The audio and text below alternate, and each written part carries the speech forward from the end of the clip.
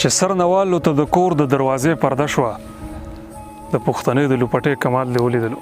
په تیر وخت هم راغلی او هم په پټه خوله راګورې ولې زما د اننګو زوال دې ولیدلو.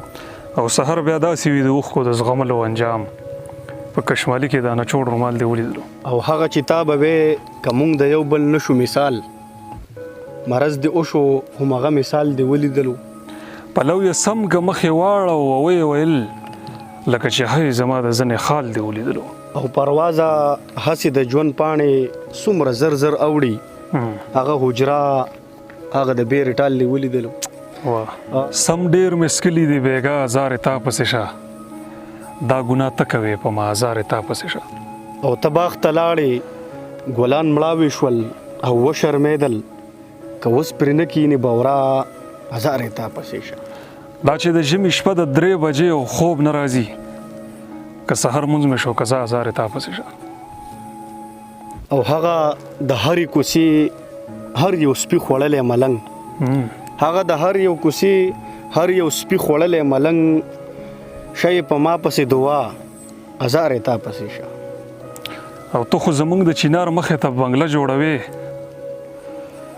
که بیا پرې نه لګي هوا ازار تا پسې شه. او که څوک به وږي وي نو دغه حق یې تا سره دی. که څوک به وږي وي نو دغه حق یې تا سره دی. که څوک به وږي وي نو دا ازار یې تا پسې شه. پروازه خدای خو د تود باد هم په یاد نه راولي. پروازه خدای مکه رښتیا ازار یې تا پسې شه.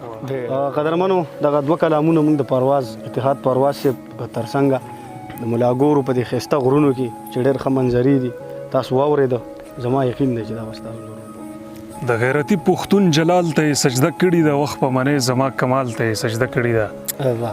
ستا د بنګلې نه راځوړن کاږه واږه بامونه لکه چې سم زما چوپال ته یې سجده کړې ده. اخبار کې ټرمپ ته مسلمان داسې ټیټ سره ولاړ دی د وخت عیسی دی خو دجال ته یې سجده کړې ده. خال د جبینې د سجدې په ځای کې ولګېده دا جنۍ منځ کوي او که خال ته یې سجده کړې ده. زه جړېدم په دیوال باندې مې سر ایښی و کلي کې شور شو چې دیوال ته یې سجده کړې ده. سره د عقله ستا منظر هړو پوه شوی نه دی د تشو خاورو د رمسال ته یې سجده کړې ده. او ځان ته مې د ټول کلي خبره جوړه کړې ده تا ته مې د ساندو نه سندره جوړه کړې ده.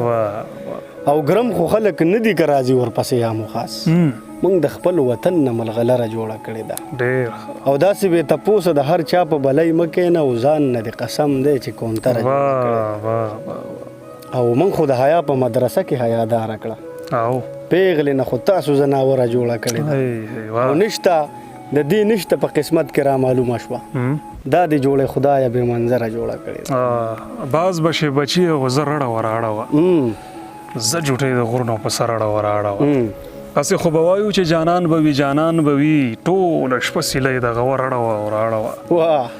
زه دې د اتڼ په تماشه یم درته لاس وهم لاس پکې هنر په هنر رړه وراړه وه.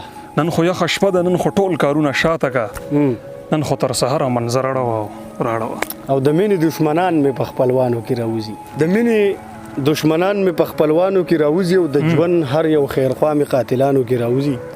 ته چپ شه دا خبره خو څه بل طرف ته لاړه او د غلا خو د دې کور څوکیدارانو کې او چاپېره به لمبې وي موږ به سوځو ستاسو چمکي ډولۍ به دې په داسې رڼاګانو کې راوځي او په وینو کې پرته په مخې کرښې د نوکارو د دې قاتل به هم په انسانانو کې راوځي.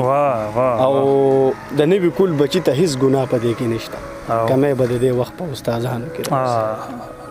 د استاد منظر صاحب شعرونه څه پرواز صاحب ویلو سما ویلو نو هغه ته په پښتانه مینه باندې ورډالۍ